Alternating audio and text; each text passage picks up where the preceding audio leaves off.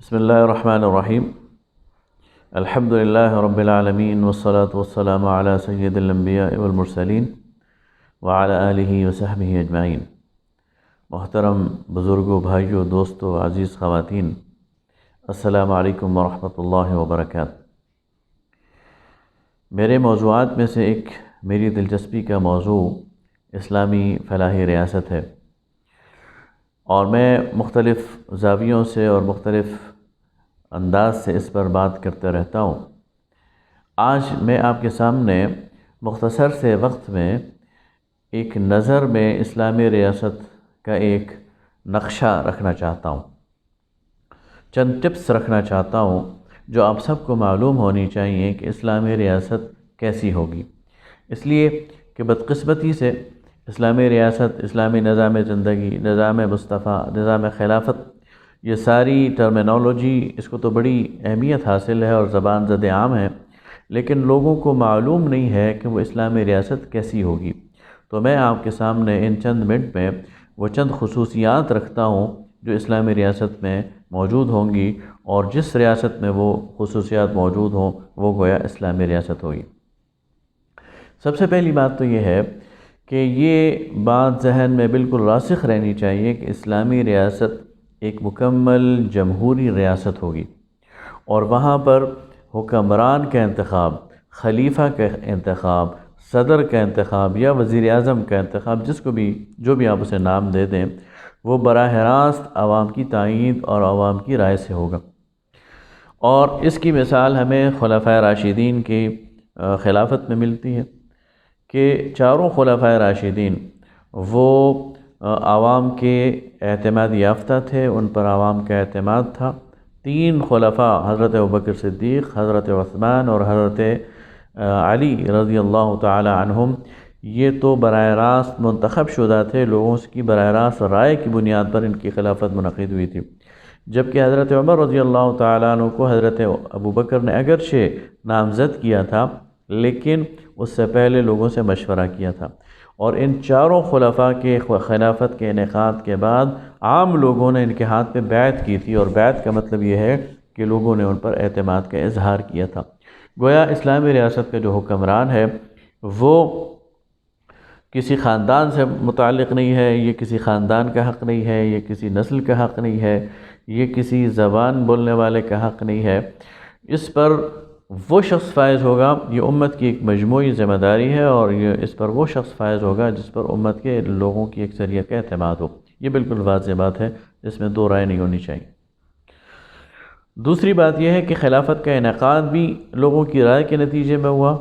اور خلافت کا جو کاروبار ہے اور خلافت کا جو پورا نظام ہے وہ چلا بھی لوگوں کی مشاورت سے ہے۔ یہ بات بھی بالکل واضح ہے۔ لہٰذا اسلامی ریاست کی مجلس شورا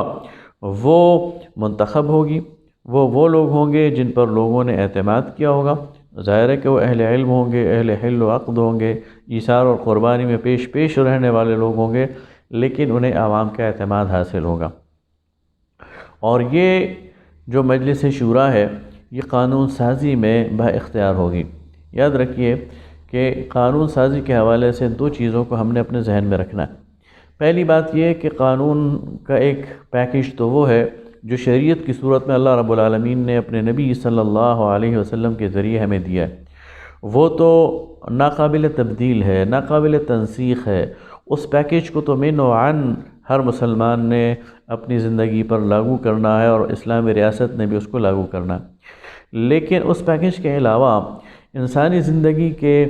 مسائل اتنے زیادہ ہیں اور انسانی زندگی کا دائرہ اتنا بڑا ہے کہ اس میں بہت بڑا دائرہ ایسا ہے جس میں شریعت نے ہمارے لیے کوئی قانون سازی نہیں کی،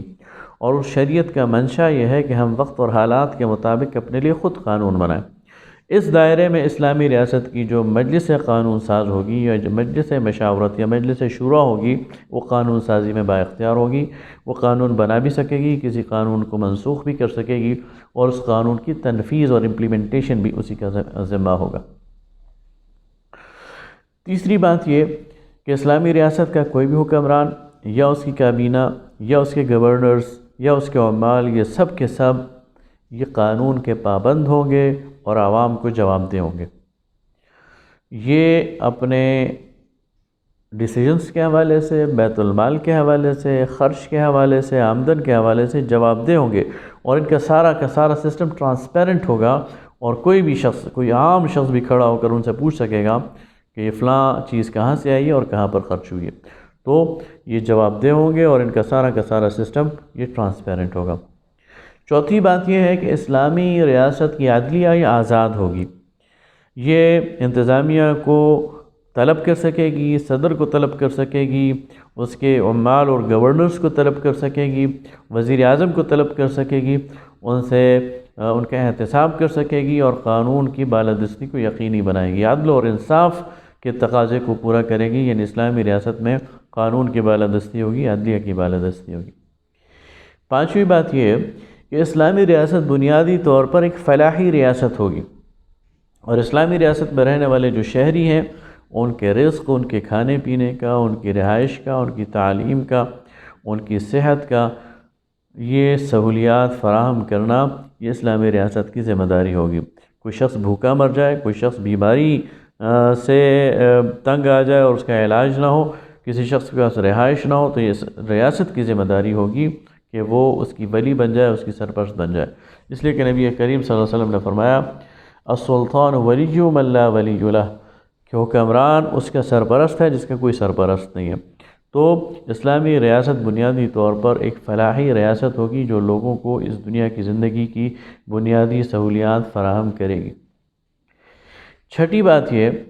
کہ اسلامی ریاست میں بنیادی انسانی حقوق کو پورا تحفظ حاصل ہوگا۔ ایک شخص کو نقل و حرکت کی پوری آزادی ہوگی، اظہار رائے کی پوری آزادی ہوگی، کاروبار اور تجارت کی پوری آزادی ہوگی،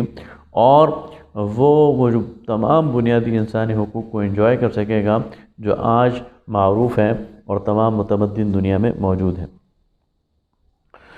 ساتویں بات یہ کہ اسلامی ریاست میں خواتین کو بھی پورے حقوق حاصل ہوں گے۔ یاد رکھیے، اسلامی ریاست میں خواتین دوسرے درجے کی شہری نہیں ہوں گی، بلکہ برابر کے درجے کی شہری ہوں گی۔ ان کو تعلیم کا حق ہوگا، ان کو تفریح کا حق ہوگا، ان کو روزگار کا حق ہوگا، ان کو نکاح کے لیے اختیار دیا جائے گا۔ یہ ان کا اختیار ہے، شریعت نے انہیں دیا ہے کہ وہ اپنے لیے لائف پارٹنر کو چوز کر سکیں، شوہر کا انتخاب کر سکیں، اور اگر وہ کسی کے ساتھ نہ رہنا چاہیں تو شریعت نے انہیں خلا کا اختیار دیا۔ خواتین کا سیاست میں عمل دخل، خواتین کا جوڈیشری میں قاضی بننا اور جج بننا، یہ ساری چیزیں فقہا نے اس کی اجازت دی ہے، اور اس کے اندر ایک خواتین کو پورا کا پورا اسلامی معاشرے میں کردار ادا کرنے کا، اس کے سماج میں، اس کی سیاست میں، اس کی معیشت میں، اس کی تعلیم میں، اس کی ترقی میں خواتین کا ایک پورا کردار ہوگا۔ آٹھویں بات یہ ہے کہ اسلامی ریاست میں اقلیتوں کو پورا تحفظ دیا جائے گا، ان کو پورے انسانی حقوق حاصل ہوں گے، وہ روزگار کر سکیں گے، وہ ملازمت کر سکیں گے، وہ نقل و حرکت میں آزاد ہوں گے، وہ سیاست میں حصہ لے سکیں گے، اور ان کے جو عائلی معاملات ہیں ان کو ان کے دین، ان کے مذہب، ان کے رسم و رواج کے مطابق حل کیا جائے گا، اور ان پر کوئی جبر اور اکراہ نہیں ہوگا۔ ان کی جو عبادت خانے ہیں ان کو تحفظ دیا جائے گا، ان کو عبادت کی اور اپنے مذہب پر عمل کرنے کی مکمل آزادی ہوگی۔ نویں بات یہ ہے کہ اسلامی ریاست پرامن بقائے باہمی کی بنیاد پر دنیا کی باقی ممالک کے ساتھ تعلقات قائم کرے گی، مسلمان ممالک کے ساتھ امت کی بنیاد پر تعلقات قائم کرے گی، ان کے ساتھ تعلیم اور تجارت اور تفریح اور دفاع کے معاہدے کرے گی، اور کسی بھی ریاست کے اندرونی معاملات میں مداخلت نہیں کرے گی، کسی کی ریاست کی حدود کی خلاف ورزی نہیں کرے گی، اور ریاستوں کا اور ان کے حقوق کا اور ان کی آزادی اور خود مختاری کا پورا احترام کرے گی، اور اسلامی ریاست کے کسی کے خلاف کوئی جارحانہ عزائم نہیں ہوں گے۔ اور 10ویں بات یہ ہے کہ اسلامی ریاست ایک ذمہ دار ریاست ہوگی، بین الاقوامی قوانین کی پابند ریاست ہوگی، اور بین الاقوامی قوانین میں سے اگر کچھ ایسے قوانین ہیں جو اسلامی ریاست کے حوالے سے یا اسلام کے حوالے سے درست نہیں ہیں تو ان کو درست کرنے کی کوشش بھی کرے گی، اور اس کے لیے اقوام عالم کو ساتھ ملا کر ان کی تصحیح کی اور ترمیم کی بھی کوشش کرے گی متعلقہ فورمز پر۔ لیکن جب تک کوئی قانون بین الاقوامی اداروں نے بنایا ہے اس کی پابندی اور احترام یہ اسلامی ریاست کی ذمہ داری کا تقاضا ہے، اور اسلامی ریاست ایک ذمہ دار ریاست ہوگی۔ تو یہ وہ چند ٹپس ہیں 10 میں نے آپ کے سامنے بتائیں جو ہمیں ایک برڈ آئی ویو دے رہی ہیں، ایک طائرانہ نقطہ نظر دے رہی ہیں کہ آج کے دور میں ایک ماڈرن پروگریسو اسلامی ریاست کس طرح کی ہوگی۔ وآخر دعوانا ان الحمد للہ رب العالمین۔